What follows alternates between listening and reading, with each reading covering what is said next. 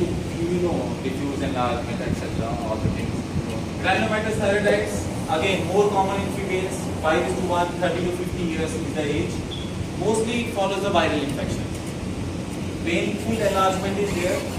There may be hyper or hypofunction.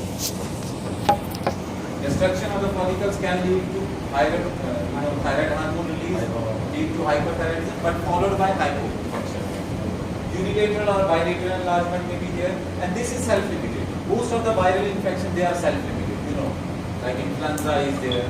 So these are cold is there, So this is also self-limited and goes off within 6 to 8 weeks. Less frequent than the Hashimoto. Okay? And you will find here the neutrophils. And last time we talked, polymorphonucleation will be there. But later on, it will be replaced by mononuclear and granulocytes.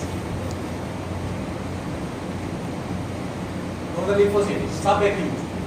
This is the last slide after this. So common in I am also tired. Common in females, okay, occurs during the postpartum period, after the childbirth.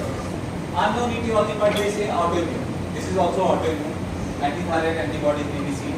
So this mostly leads to hyperthyroidism, followed by later on stages again hypothyroidism. Painless enlargement, normal on growth, and you will find lymphocyte infiltration along with the germinal centers. This is the last slide. Riedl's thyroiditis. We didn't discuss it yesterday. What is Riedl's? No, somebody will ask who was Riedl. Yes. Riedl thyroiditis means there is fibrosis in the gland. Not only fibrosis in the gland, but also in the neck structures. From the thyroid it extends to the whole of neck. Okay? So dense fibrosis of the gland which extends to the surrounding structures through the capsule. So fibrosis go beyond the capsule and involve the neck structures also. There is parenchymal atrophy. The parenchyma is gone and there is more fibrosis. It will lead to eventually hypothyroidism. And it can be mistaken because the hardness of the fibrous tissue can be mistaken for carcinoma. And also it is going beyond the thyroid gland.